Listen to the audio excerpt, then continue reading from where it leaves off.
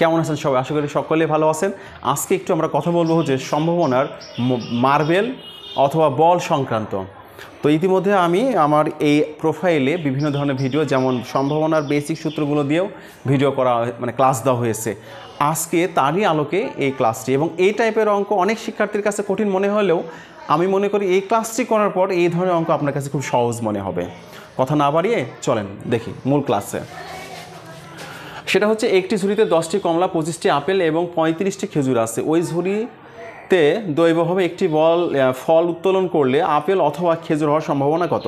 প্রিয় শিক্ষার্থী, আমি আগে বলে রাখি যে সম্ভাবনার মূল সূত্রটা আপনাদের জানা আছে ইতিমধ্যে, বা আমার ভিডিও ক্লাসে আমি বলেছি। সেটা হচ্ছে মোট ঘটনাটা নিচে থাকবে এবং প্রাপ্ত ঘটনা বা অনুকূল ঘটনা সেটা থাকবে উপরে। চলেন দেখি। এখন বিষয়টা হচ্ছে যে প্রথম হচ্ছে আমার মোট ঘটনা বের করার জন্য কী করতে হবে, মোট ফলগুলো যোগ করে নিতে হবে। 10, 25 এবং 35, এই মোট ফল যোগ করলে হচ্ছে 70টি। এখন বলতেছে, দেখেন প্রশ্নে বলছে আপেল অথবা খেজুর। আরেকটি কথা বলে রাখি যে প্রশ্নপত্রে যদি আপনার কোনো কারণে অথবা বা শব্দটি উচ্চারণ থাকে, তাহলে আপনি যে কাজটা করবেন সেটা হচ্ছে আপনাকে যোগ করতে হবে এবং উচ্চারণ থাকলে গুণ করতে হবে। কীভাবে দেখাচ্ছি। তাহলে এই অঙ্কে আপেল হওয়ার সম্ভাবনা কত? যেহেতু আপেল 25টি ছিল আর মোট ফল ছিল 70টি, কাটাকাটি করলে 5 ভাগ 14, অনুরূপভাবে খেজুর। এখন বিষয়টা হচ্ছে এই যে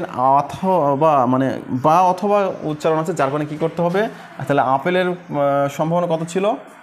14, আর খেজুর হাফ।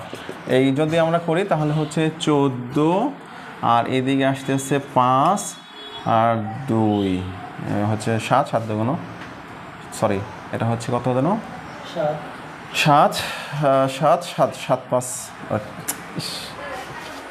আচ্ছা, তাহলে 12 আর হচ্ছে 14, কাটাকাটি করলে হচ্ছে 6 আর 7।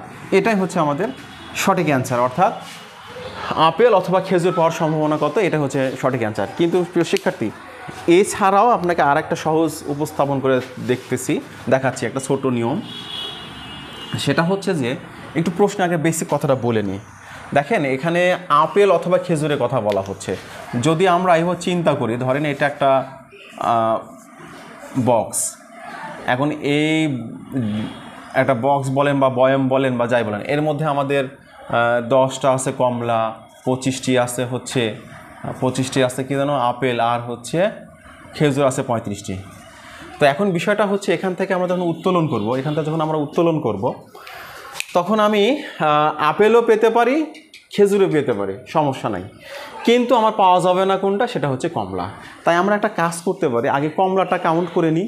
তাহলে কমলা পাওয়ার সম্ভাবনা কত? কমলা আছে হচ্ছে 10টি, আর মোটটা কত? 70, কাটাকাটি করলে 7, 1 ভাগ 7। এই 1 ভাগ 7 হচ্ছে কমলা পাওয়া।